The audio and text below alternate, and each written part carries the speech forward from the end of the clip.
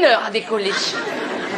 Parce que c'est pas possible, ce gars-là, il veut pas qu'on les ouvre, nos cartes. Sous les projecteurs éclatants de la scène française, Mimi Mimati était jadis l'ange gardien qui veillait sur des millions de cœurs. Une petite femme au grand talent qui incarnait l'espoir et l'humour dans une France en quête de légèreté. Née en 1957 avec l'achondroplasie, cette condition qui a façonné son corps mais pas son esprit, elle a conquis le public dès les années 1990, époque de renouveau télévisuel où les séries comme Joséphine, Ange gardien, offraient un refuge aux familles marquées par les crises économiques et sociales post-guerre froide. Pourtant, derrière ce sourire irrésistible, des blessures invisibles s'accumulaient, comme des ombres dans un théâtre déserté. À l'âge de 68 ans, lors d'une interview émouvante sur France 2 avec Michel Drucker en février 2025, elle a rompu ce silence pesant et nommé 3 blessures qu'elle n'a jamais pardonnées.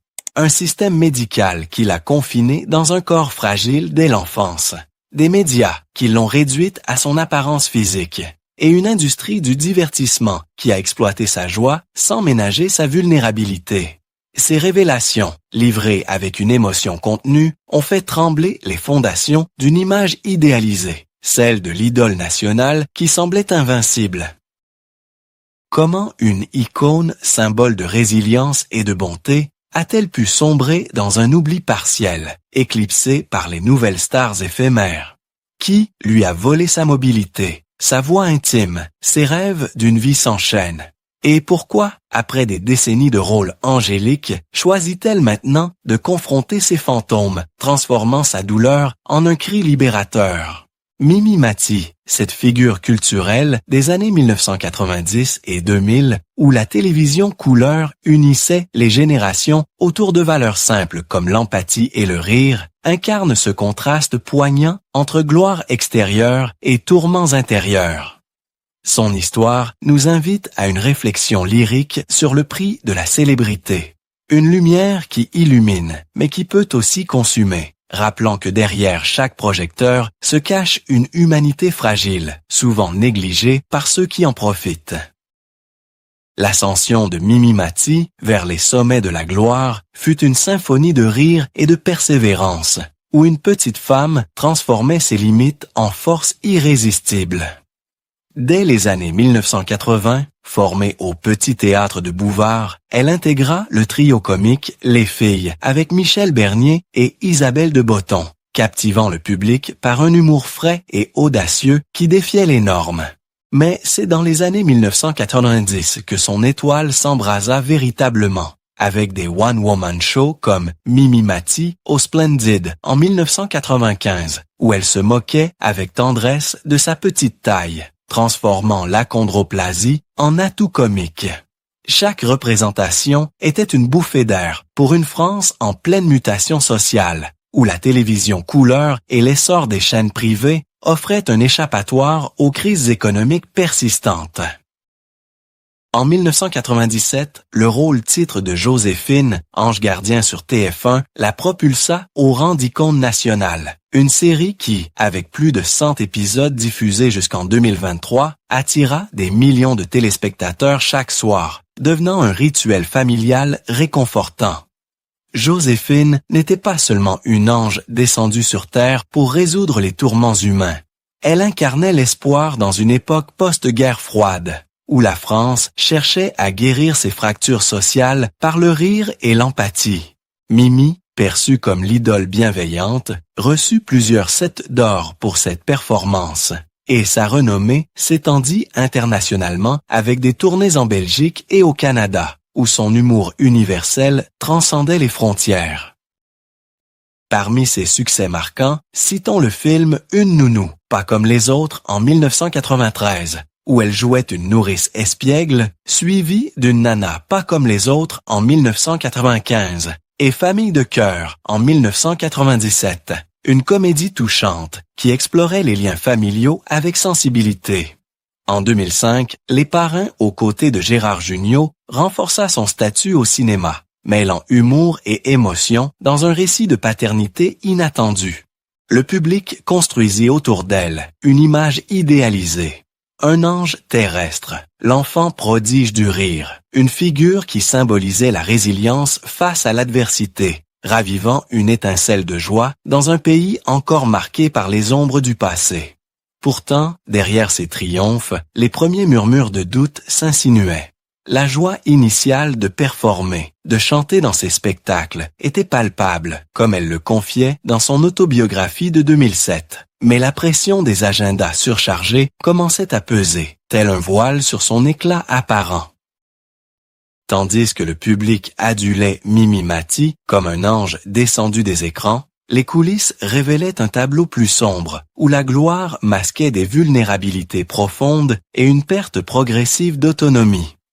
Atteinte d'achondroplasie depuis sa naissance, une maladie génétique qui limite la croissance des os et impose une taille de 1,32 m, Mimi affronta dès ses débuts une exploitation subtile de son image, souvent réduite à son apparence physique par les producteurs et les médias. Cette condition, loin d'être un simple trait, engendra des pressions constantes, des contrats inéquitables qui la privaient de contrôle sur ses revenus, comme lors des négociations pour Joséphine, Ange Gardien, où les exigences de TF1 imposaient un rythme infernal, malgré ses limites corporelles. Une relation tendue avec certains managers, par exemple ceux qui la confinaient à des rôles stéréotypés d'enfants prodiges ou de fées bienveillantes, mena à des blessures personnelles, renforçant un sentiment de trahison envers une industrie qui la voyait comme un produit rentable plutôt qu'une artiste autonome. L'absence de vie normale était flagrante. Pas de temps pour des études complètes, des amitiés stables ou une famille sereine, comme elle l'évoquait dans son autobiographie de 2007, où elle confiait les sacrifices imposés par un emploi du temps dicté par les tournages et les spectacles. Les pressions médiatiques pour maintenir une image idéalisée, celle de la femme joyeuse et invincible, ajoutaient à ce fardeau, avec des tabloïds qui scrutinaient sa vie privée, amplifiant les rumeurs sur sa santé ou son désir de maternité contrarié par l'achondroplasie. Ce contraste entre l'image publique parfaite, glamour et unitaire, et la réalité de solitude, de pression et de contrôle était poignant. Ni l'industrie, ni parfois la famille ne protégeaient pleinement Mimi, laissant s'installer un voile de négligence qui transformait la gloire en une cage dorée. Par exemple, lors de ses one-woman shows des années 1990, elle devait ignorer les douleurs physiques pour satisfaire les attentes, comme si son corps n'était qu'un outil au service du rire collectif. Ou encore, les difficultés à obtenir des rôles non liés à sa taille, comme mentionné dans des analyses sur les défis des artistes en situation de handicap, soulignaient une exploitation systémique où la diversité servait de façade sans véritable soutien. Dans les années 2000, les scandales mineurs, tels que les critiques sur son utilisation d'un stationnement réservé en 2017, révélaient comment les médias amplifiaient les moindres faux pas, renforçant son isolement. Tandis que le public la voyait sourire éternellement, les coulisses murmuraient des journées interminables, des contrats imposés, des rêves façonnés par d'autres. Un réalisateur anonyme ou un manager pressant l'obligeait souvent à des choix qui n'étaient mille pas les siens, comme des apparitions forcées malgré la fatigue accumulée par sa condition. Lorsque les projecteurs commencèrent à s'estomper progressivement, Mimi Mati dut affronter une période critique, marquée par une fragilité physique croissante, une tragédie intime qui révéla la précarité de la célébrité. En 2017, à l'âge de 60 ans, elle subit une série d'opérations au dos pour traiter des hernies discales liées à son achondroplasie. Une intervention chirurgicale complexe qui la força à une pause forcée dans sa carrière, annulant plusieurs tournages de Joséphine, Ange Gardien. Ce moment, survenu dans une clinique parisienne, marqua le début d'une descente discrète mais douloureuse, où les douleurs persistantes limitèrent sa mobilité, transformant l'ange gardien en une femme confrontée à ses propres limites corporelles. Le public, qui l'adorait hier pour son énergie inépuisable, réagit avec un mélange d'inquiétude et d'indifférence. Les réseaux sociaux bruissaient de rumeurs sur sa santé déclinante, amplifiées par des tabloïds qui spéculaient sur une possible retraite forcée, tandis que d'autres fans exprimaient leur compassion via des messages de soutien. Les médias, eux, oscillèrent entre empathie et sensationnalisme, publiant des articles sur son combat secret sans toujours vérifier les faits, comme lors des rumeurs de paralysie en 2025.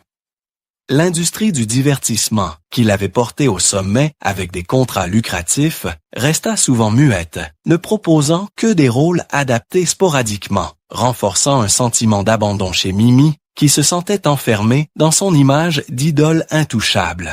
L'impact émotionnel fut profond. Un sentiment de désorientation l'envahit, comme elle le confiait plus tard, avec une perte de confiance en son corps et une solitude accrue, loin des projecteurs qui masquaient autrefois ses vulnérabilités. Pour faire face, Mimi choisit de se retirer temporairement, se concentrant sur sa convalescence et des apparitions limitées, comme aux Enfoirés en 2025 où elle apparut en fauteuil roulant. Un geste courageux qui symbolisait sa résilience, mais aussi sa lutte contre l'oubli. Cette période, loin d'être un scandale tonitruant, fut une tragédie silencieuse, où la richesse de la gloire ne protégeait pas contre les assauts du temps et de la maladie, rappelant les travers d'une industrie qui néglige souvent ses artistes, une fois leur éclat fané. À l'âge de 68 ans, dans le cadre d'une interview télévisée émouvante avec Michel Drucker sur France 2 en février 2025, Mimi Mati reprit enfin le pouvoir sur son récit personnel, brisant un silence qui avait pesé comme un fardeau invisible pendant des décennies. Ce moment, diffusé en direct devant des millions de téléspectateurs, fut un événement public marquant, où elle apparut non plus comme l'ange gardien infaillible, mais comme une femme résolue à affronter ses démons. Tenant un ton mesuré, elle nomma 3 blessures qu'elle n'avait jamais pardonnées, chacune liée à une trahison profonde. D'abord, le système médical qui, dès son enfance, l'avait confinée dans un corps fragile, sans offrir de véritables alternatives, comme la décision parentale de refuser une opération risquée qui aurait pu altérer son identité, mais qui l'exposa à des douleurs chroniques.